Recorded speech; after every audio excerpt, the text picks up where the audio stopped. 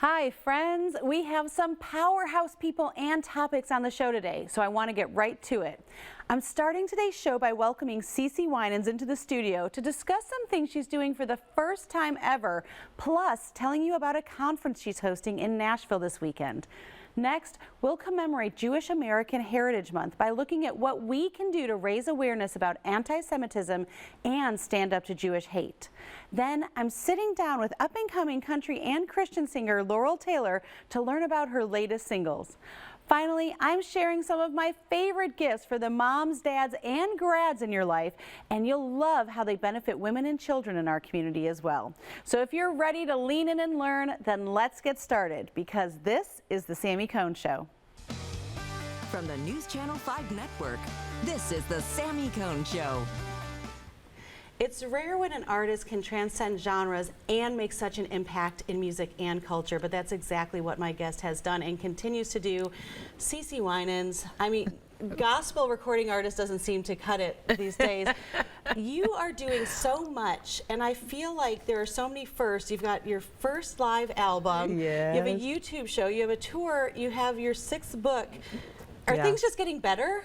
They are. Things are getting better. You know, I'm getting older and things are getting better. You know, I'm really enjoying life. I'm enjoying where I am.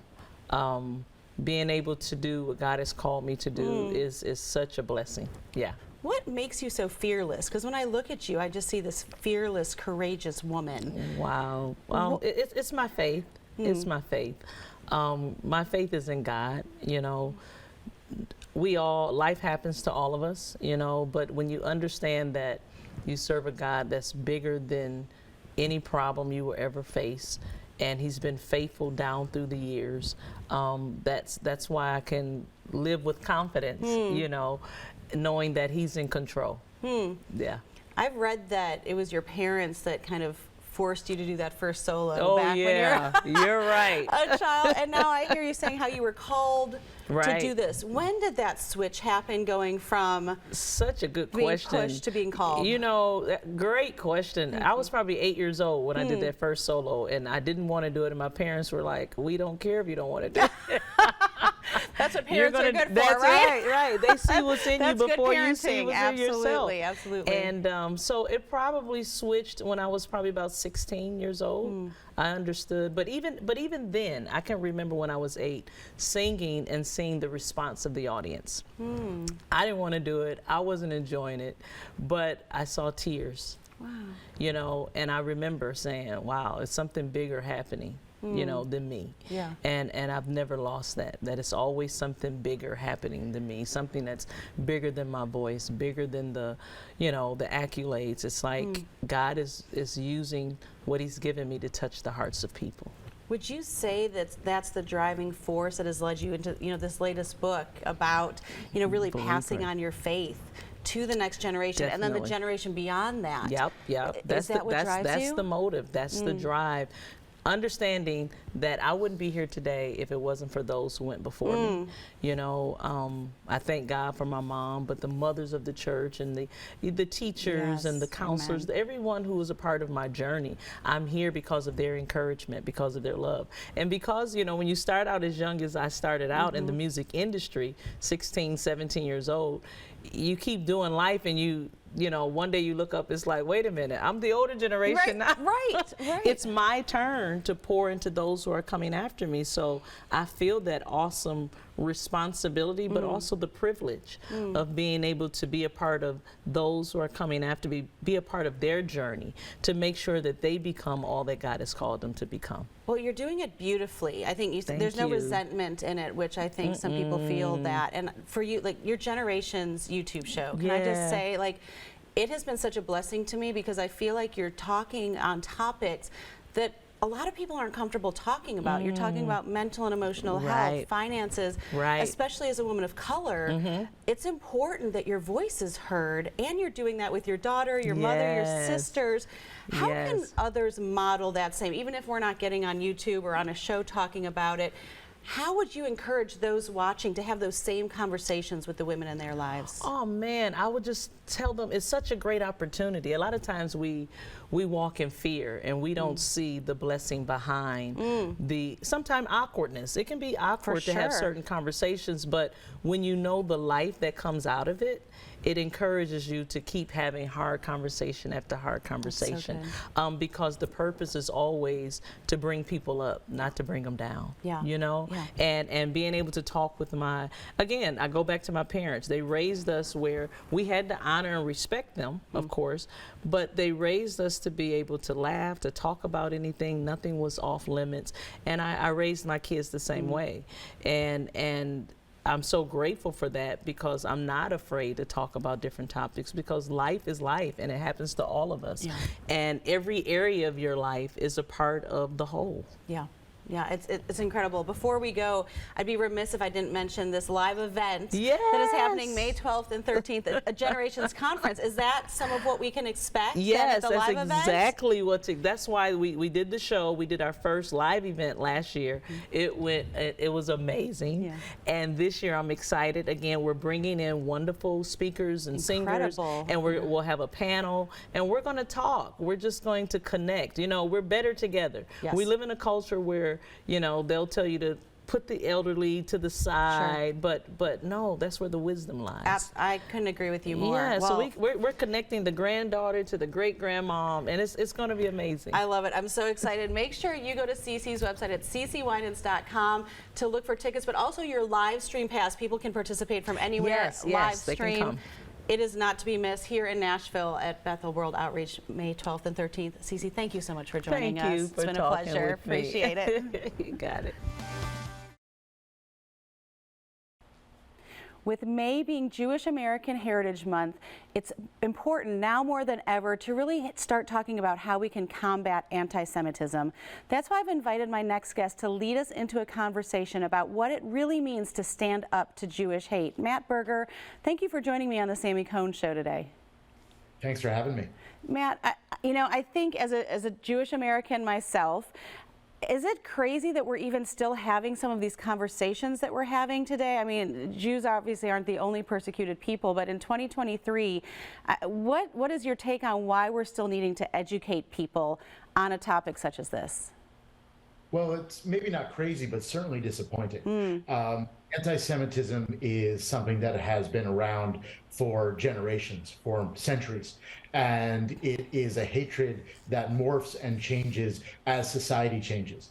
And in a moment like today, where we have increased vitriol and increased sort of attacks on people across the board, it's not surprising that anti-Semitism is growing. But the issue is that most people don't recognize that anti-Semitism is a problem right now. Our research finds that more than half of Americans don't identify anti-Semitism as a problem that they need to be considering about. So our focus is really on raising awareness, getting people to understand that if they care about racial justice, if they care about gender equality, if they care about the rights of other communities, that anti-Semitism needs to be part of the same conversation. I'm so glad you said that. I think that's the exact point, right? And even for some of us that are Jewish, I grew up in a predominantly Catholic community, in Chicago. Even though I identify as Christian now, I'm proud of my Jewish heritage. And I can't help but think that if I had been born at a different time or in a different location with a maiden name of Samara Strauss, brown hair, brown-eyed, I might not have been as fortunate as some of my ancestors. For even those of us that are Jewish or that aren't, how can we help relate to those that are feeling this persecution? What are some tangible ways that you would advise my audience to really tap into that emotion?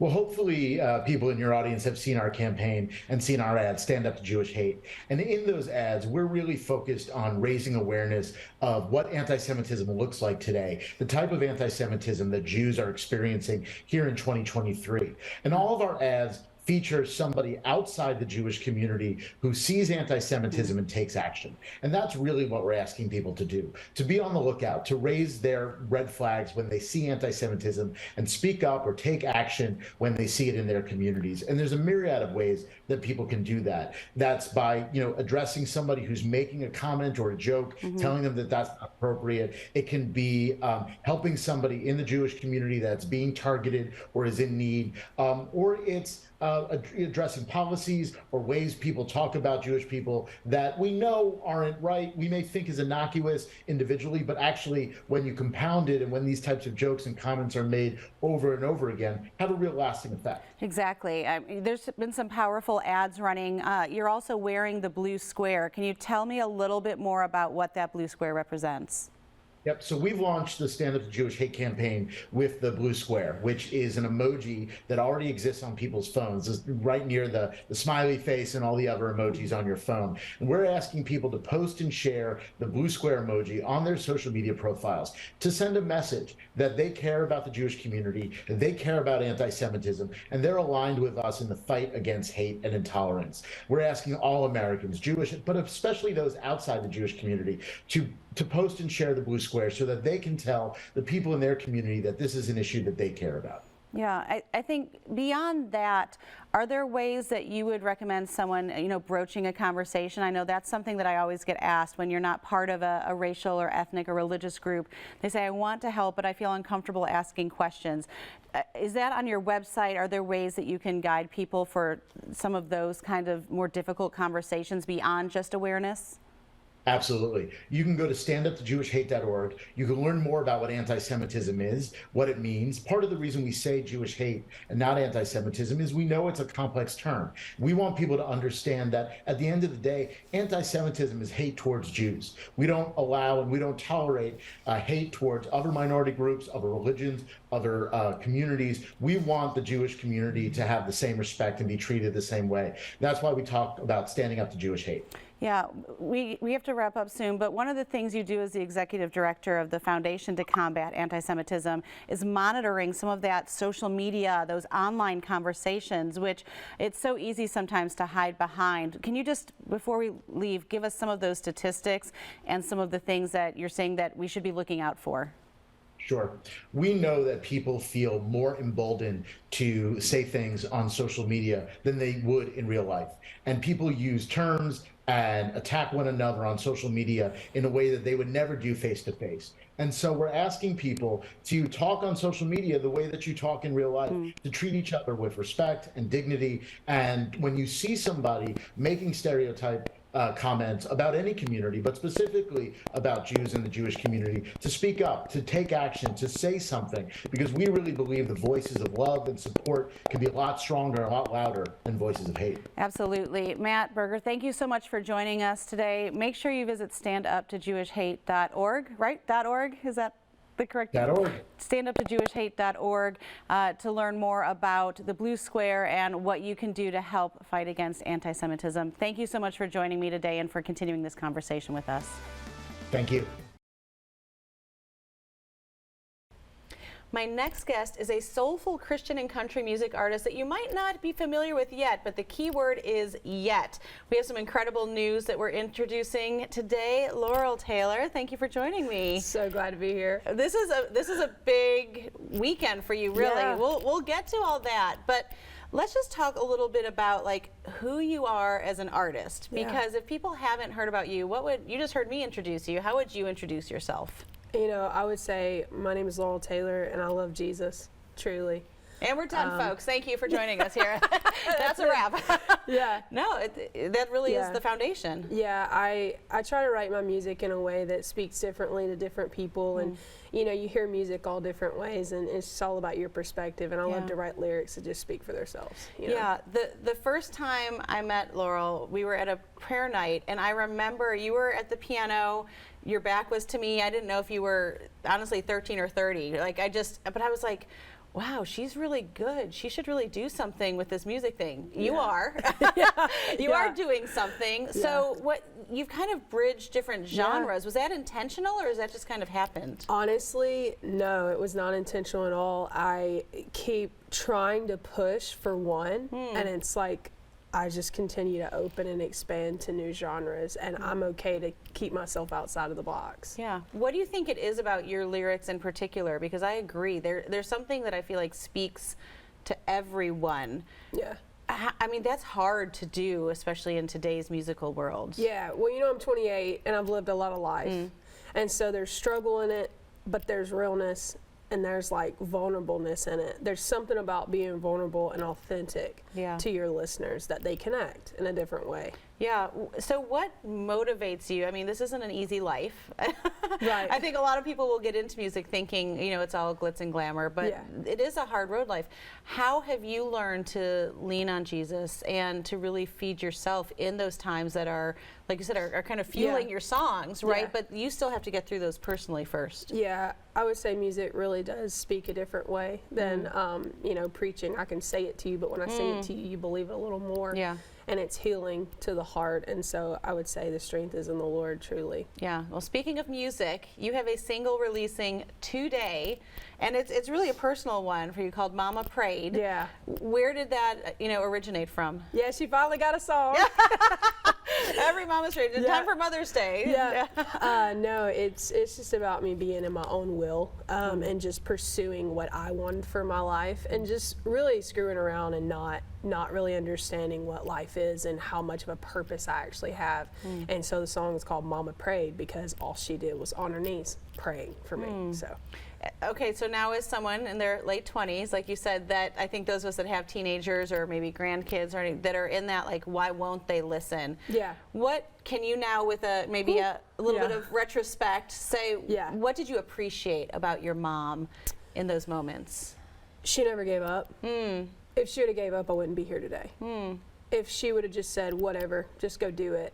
But she continued to pray, and she was obedient to pray on her knees and love me well and not step away from me. Yeah, that's powerful for all of us. I think whether, you know, that's a good message, whether we're moms or have kids or just our friends. Yeah. I think to know what it's like to show up, especially in today's world when there's a lot of differences that are coming to the surface instead of the commonalities. Yeah. How have you found, even in meeting, I'm sure you meet a ton of people throughout the country when you're touring. Yeah. How do you relate to someone for those initial conversations, especially when there are those differences? I do have people ask me all the time, like, you know, what do you do? You know, if I have a prodigal or my child's just not living the way that I know God has intended, or however you want to look at that. You just love them well. Yeah. When my mom started loving me well and stopped complaining and calling me and yelling at me, and she came at an approach of, okay, like, I can't change this, I can't fix it. This is up to the Lord, and that's how you do it. You just, it's your surrender first. Your parents or whoever's praying or whoever's going to bat for you. It's that surrender, and then the Lord does His part. Yeah, that's powerful. The lyric video is really powerful. Yeah. Releasing on Mother's Day. Yeah. What bits of your childhood and upbringing can we see in there? Well, me and my mom are singing together on That's it. awesome. We're singing together at the very end of the recording, and then we're singing together in the studio here in Franklin. And I'm telling you, I told her just dress up, and she's like, "No, I ain't gonna be on camera." I said, "Yes, you are." So I just wanted to put her in something because she thought she'd be in my first single coming out in January, a long time ago. But I was like, "No, no, this is the one. This is the one you're gonna be in." And you knew that, but she didn't, I'm No, guessing? she showed up ready. I was like, "Mama, no, That's so not funny. today." Well, as we wrap up, where can people find out more about you, hear your music? Tell us where to go. Yeah, all platforms, Apple Music, Spotify, and then you follow me on Instagram. It's Laurel Taylor Official. Yeah, and your website is LaurelTaylorMusic.com. LaurelTaylorMusic.com. Well, you heard it here. So Mama Prayed is out today. Yeah. The lyric video is coming out on Sunday, so make sure to stream the music wherever it is. Laurel, it's been a pleasure having you on the Sami Cone Show today. Thanks so much. Keep sparkling and spreading that love Let's wherever go. you go. This is not the last you'll hear from her, believe me. Thanks for joining us. You may have noticed there's a lot of gift giving that happens around this time of year between Mother's Day, graduation, Father's Day. So I'm here to share some of my favorites that also have a charitable component attached to many of them. And I'm starting right here. These bags that you see are from a local company called My Bag, My Story, designed specifically so that when you buy one of these bags, it literally donates a bag to a child in foster care. If you didn't know, many children go through the foster care system and have to keep their things in a trash bag. And so when you buy one of these backpacks or duffels or even one of these pouches, it donates a bag to children so that they have something to call their own. So there's a little more dignity, and plus these are great bags. They're made in the USA. They're water resistant, tons of fun colors. As you can see, you can coordinate or mix and match, but I love these so much, I can't even tell you. Speaking of local, we also have Just Love Coffee that has these special Mother's Day and Father's Day bags. So this is a great last minute pick-me-up. A portion of the proceeds of this helps to fund adoptions. And if you have like a bonus mom or a bonus dad or grandma, grandpa in your life, these are great as well, just to do a kind of a quick grab and go. Speaking of dads and grads, did you know that Kendra Scott has a men's line called Scott Brothers? That's right, Kendra's sons herself help to design these, and these beaded bracelets are really popular.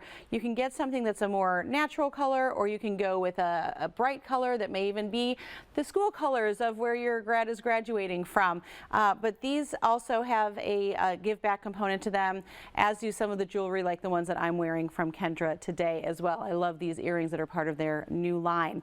Speaking of graduates, one of the top requests that I've heard, especially from my college student and her friends, are organizational items. Think about it. It's small dorm space. You're having to move to and from home a lot. You can't really keep things in one place. So things like this little travel jewelry organizer are great. Shower caddies, things like that. Or if you want a little hug from home, these warmies are just the cutest. They're weighted stuffed animals that are microwavable. They've got little beads inside. They smell like lavender. You pop them in the microwave for a minute and it's like a big warm hug from home. So those are another favorite in our household. Now for anyone, if you're talking parents, of course, you can pick up a copy of my book, Raising Uncommon Kids. I've got those on SamiCone.com, or of course you can go on Amazon. I'm happy to autograph those for you if you are local. But my other favorite I need to tell you about is Pop-A-Licious Popcorn. Now imagine a chewy, soft, marshmallow, crispy treat, but with popcorn, and then customized with your favorite candies, drizzles. These are two incredible women that I know, Maria Bailey and Madison Bailey, her daughter runs the company, and these are great. I like to give these to my guests, these popcorn pops. They also have popcorn bites, and you can decorate them like as you want. You can customize them with your favorite candies or with these cakes that literally slices like a cake. You can put those school colors on if you want. There's so many customizable options. They're located in South Florida but can ship anywhere in the U.S. Trust me, you just need to try these. Also, if you're looking for a way to really spread the love or get more even gift giving potential, I want you to head to SamiCone.com, because I am doing a $100 giveaway with Rakuten. If you sign up for Rakuten, not only this week are they having their big give week, which means you can get even more cash back. We're talking 15% cash back just for shopping online, but they're going to add another $100 into one of my audience, one of my viewers' account. So make sure you head to SamiCone.com. Thanks for joining me today. Have a great day. Make sure you make it great, and do not wait to tell someone you love how you feel about them. Bye, friends.